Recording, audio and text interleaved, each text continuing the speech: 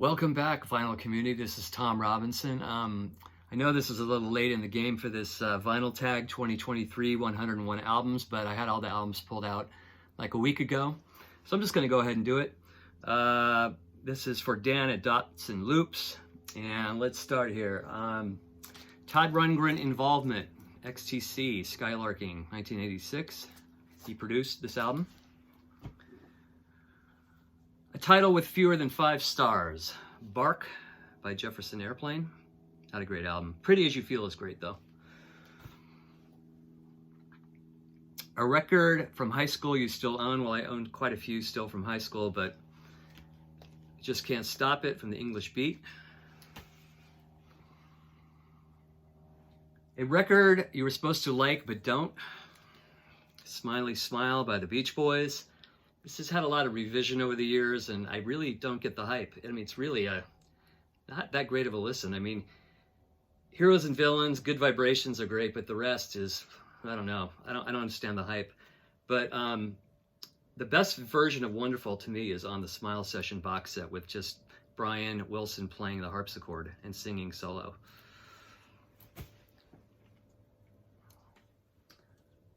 Okay, a record you were not supposed to like but do. The War on Drugs, Lost in the Dream.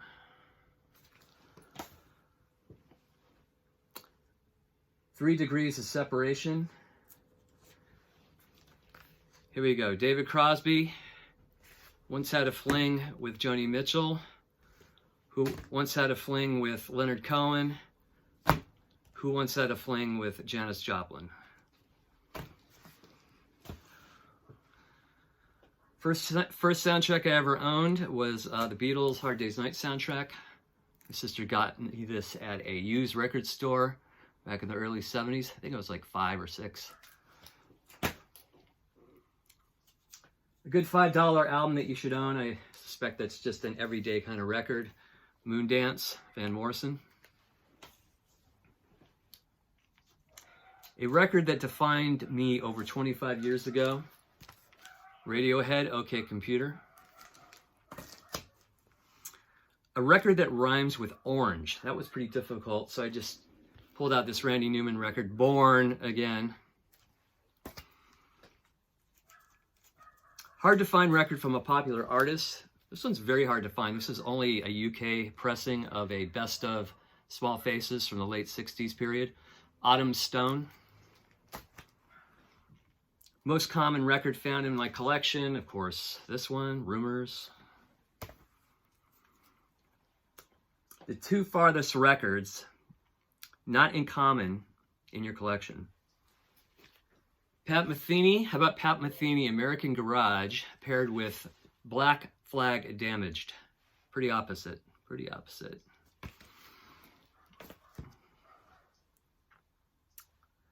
A record that makes me want to puke. Well, that wasn't difficult to pull out. Journey. This is not from my collection. This is from my wife's collection. A record that is a horrible pressing. Introducing the Beatles. I hadn't heard this in decades, and I put it on a few months ago, and I can't believe how poor the quality is. It's not a first pressing.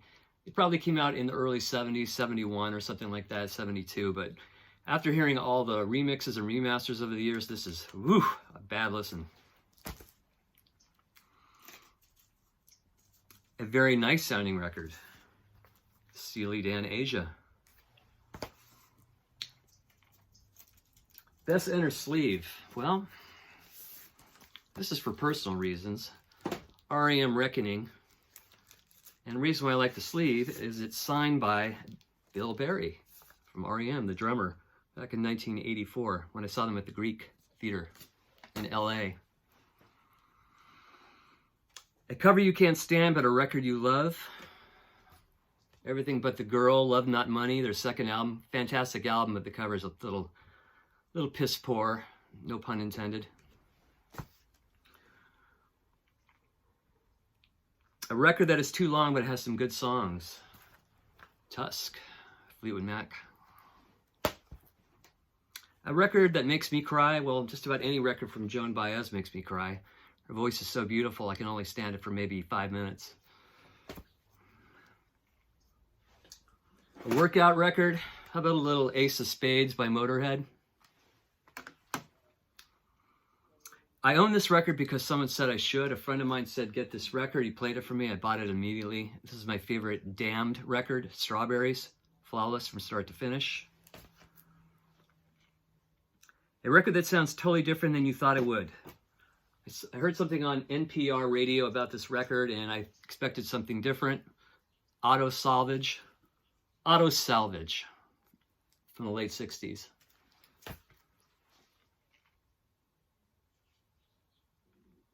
I own this let's see, a record that sounds totally different than you thought it would. We got that one. An overrated record. Okay. Bruce Springsteen, Nebraska. Overrated.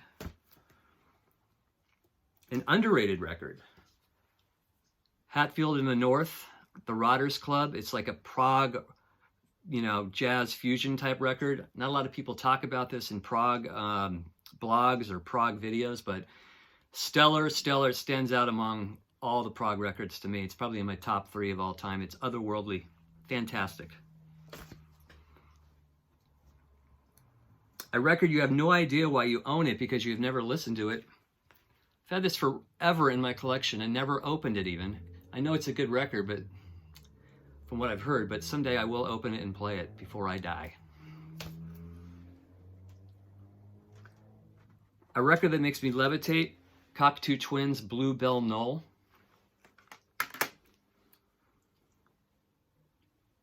A record that looks cool or makes you feel good. How about Kenny Burrell, Midnight Blue? An instructional record.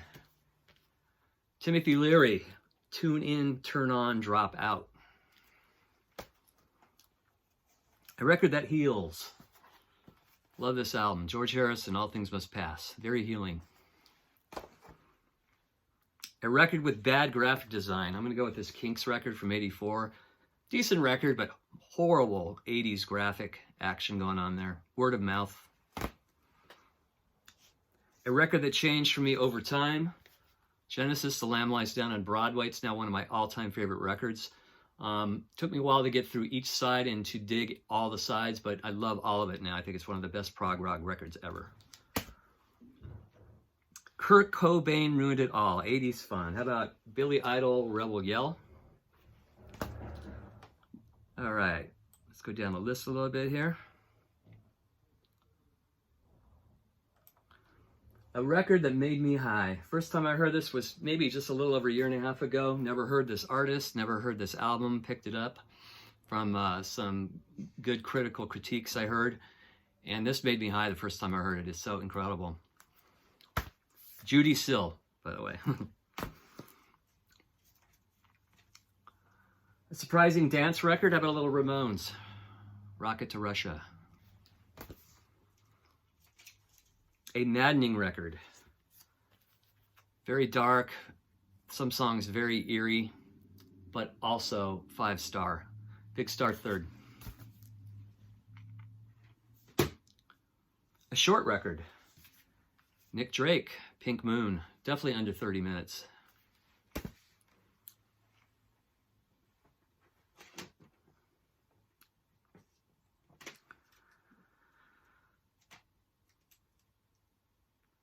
A mixed race record. Sly and the Family Stone. There's a riot going on.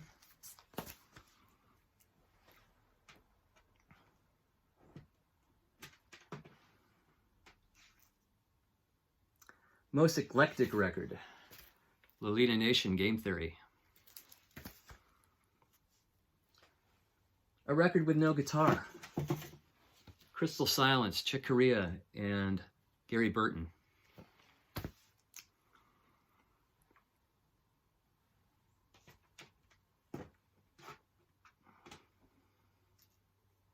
Record with the most organ.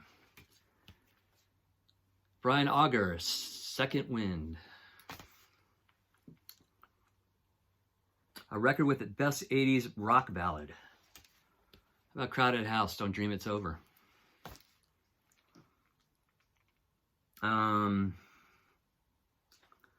Where are we at here, folks? Let's see. Best Blind Buy. Back in '86, I picked this up. Just from the hype sticker, loved it ever since. Smithereens' first album, Especially for You.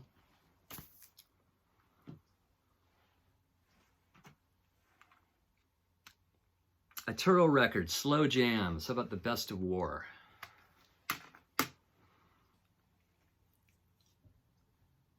A record that I want to like, but I'm not too sure. I've tried. Can't fully get into the full thing. Husker Du. Warehouse Songs and Stories from '87. The best guilty pleasure vinyl. Chris Montez, Fooling Around. How about that cover, huh?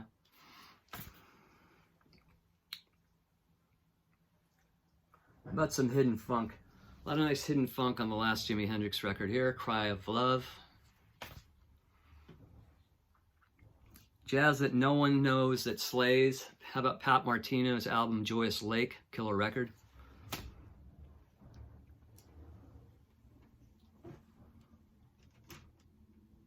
Barry White. This is all I have of Barry White. Greatest hits on CD.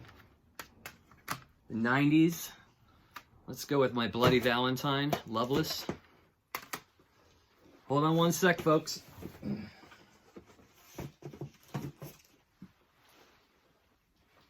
All right.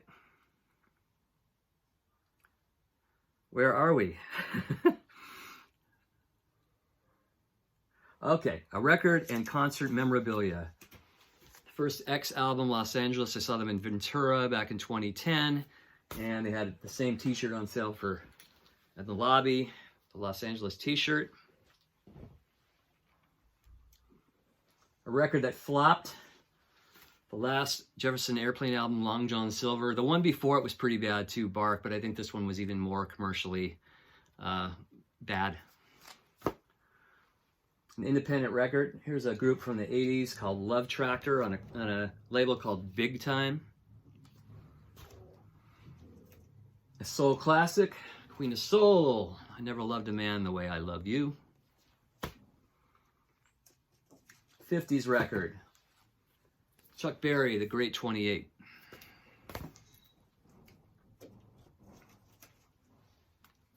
Glam Me, T-Rex, The Slider, and my favorite T-Rex album.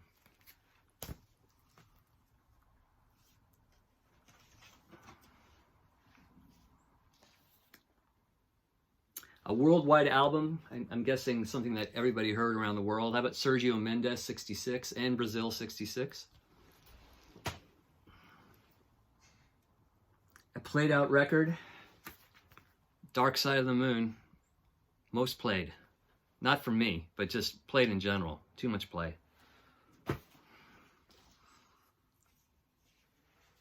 I don't have any Sinatra, but how about a little Tony Bennett?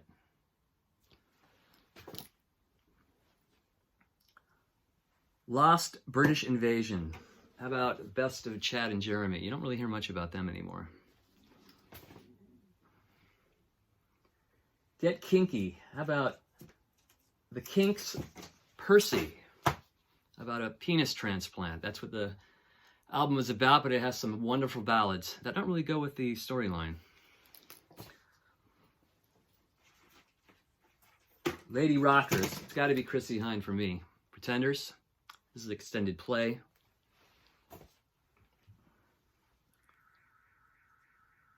A record risk. Coming after OK Computer, this was quite a shock. Kid A, Radiohead. A progressive symphonic pleasure. Procol Harum with the Edmonton Symphony Orchestra, 1971. Electronic Dreams. How about Kraftwerk, Computer World?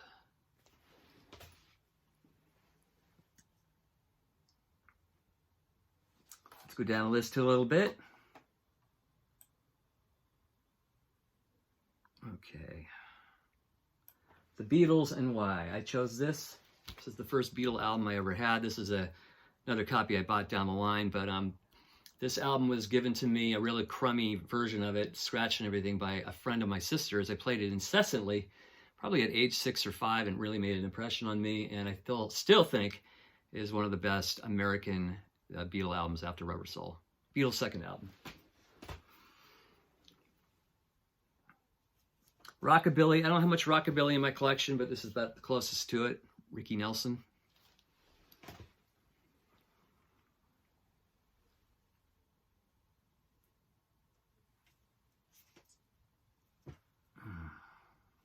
A heavy record. Let's do Africa Brass. It's a 180 gram. John Coltrane. Let's move this closer here. Greatest splatter vinyl. I always go back to this one. This was the first splattered vinyl I ever saw in my entire life. Dave Mason's Alone Together from 1970. I still think that's pretty awesome.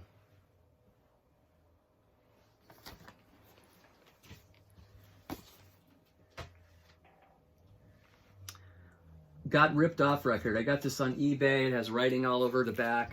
Kind of Kinks.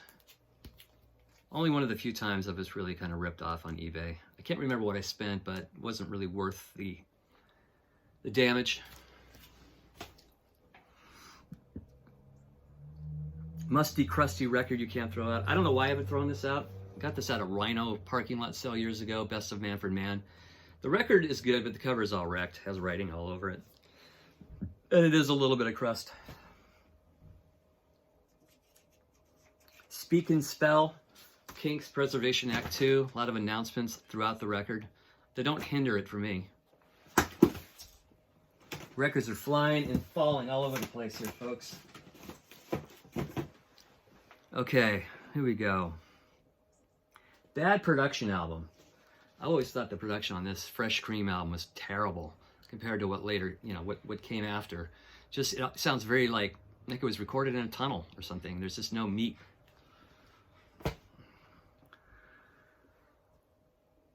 Amazing playing. I could have chosen any jazz record, but I've recently really gotten into this Hot Rats record here, and the playing is phenomenal from everybody.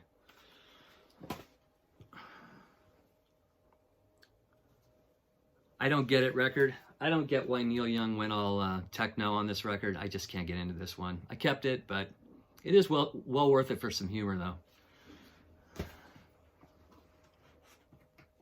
I don't really have any free jazz records. I guess this would be the closest one. John Coltrane, Love Supreme. Classic album that doesn't get played enough. No one really talks about Between the Buttons very much, but I think it's one of the Stones' best.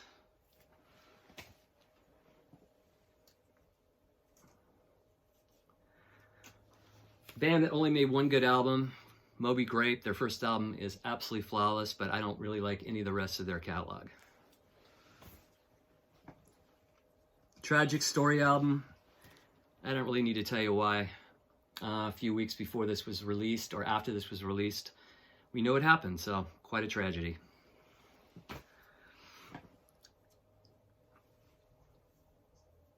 I'm Sorry album. Your partner loves it, but you don't. Def Leppard, Hysteria. Ugh. People are wrong about this album. I know I'm showing another Kinks album, but this one never gets any love, and I think it's one of their best. Signed by Ray Davies outside the Wiltern Theater in 2010, I believe. Flawless record, great humor, and a lot of great storyline.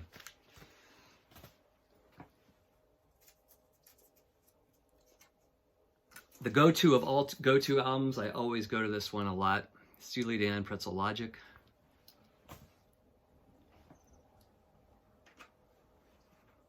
They ripped off another band album. I'm going to go with this Black Crowes record. They Sound Like the Faces meets Humble Pie.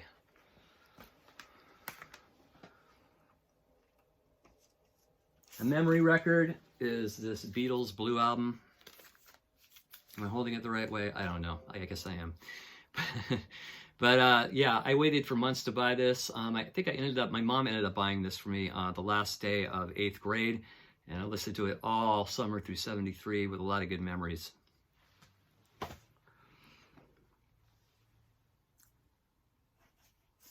Condition is crap. Who cares? This is a first pressing of Everybody Knows This Is Nowhere by Neil Young. In pretty bad shape, but I think it sounds good with a few scratches. Disco Delight. How about a little Andrea True connection? More, more, more. My favorite disco song. Ex-porn star, Andrea True. The heaviest and the hardest. Let's go with Funhouse with the Stooges.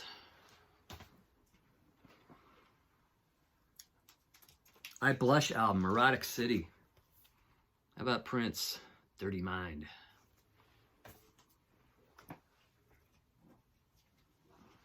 Iconic and influential album. The late, great Jeff Beck definitely influenced Zeppelin to do their thing and countless others. First album, Truth.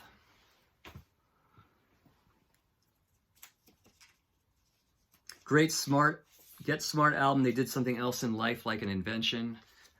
Bowie was always doing something different, but this is radically different than previous albums. Low. Workman-like album, Steady Eddies. Let's go with Exile on Main Street by the Stones.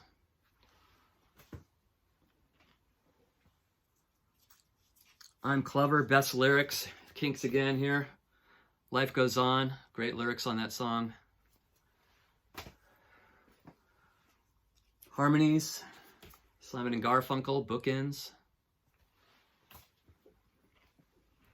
Tries Too Hard. Sandinista could have been one great album. May have been as good as London Calling if they just cut it down to one album, but there's just too much filler and nonsense on there. A standout album, not great, but one killer performance.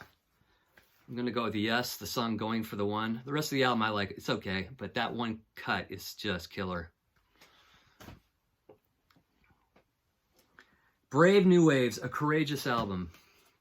I'm going to go with the first Peter Gabriel album. A great eclectic album. It's just flawless. Coming after Genesis, he was doing something completely different than the previous group. Color Me Gone, finished contract and mailed it in. That's how I feel about this album by The Who. It's hard. Not a great album by any means. It's just like, it doesn't even really sound like The Who. It just sounds like a watered down Who to me. Their last album for Warner Brothers, 82. Color Me Gone. No, we did that. Time to Die, dead during or just after recording. Let's go with Duane Allman, Eat a Peach. Some of the tracks were recorded prior to his death, some after.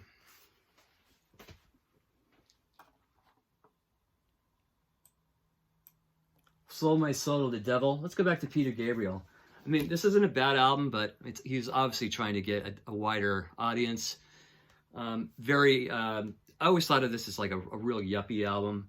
I do love Mercy Street and That Voice Again, but Sledgehammer and the rest, it's been overplayed to death, and I think this was a death knell for him creatively. I just don't think he really put anything after this that was that stellar. And then this is really hard to answer. This one, the last record you would sell in your collection is, but I just love this record so much. It's one of my favorites. Court and Spark by Joni Mitchell. So that's it, folks. There's 101. I hope I didn't miss any. Maybe I did. I do recognize one CD down here that I missed. I'll try to find what answer it was for, but it was Rock Bottom by Robert Wyatt. Maybe it was one of the Scariest Records of all time. Maybe that's what it was under. I think so. Scariest Records. Robert Wyatt, Rock Bottom. Weird record. So that's it, folks. Thanks for watching, and I really had fun doing this, and you have a good day. Thank you so much. Bye-bye. Please press that button for subscribing, and please leave any comments. Take care.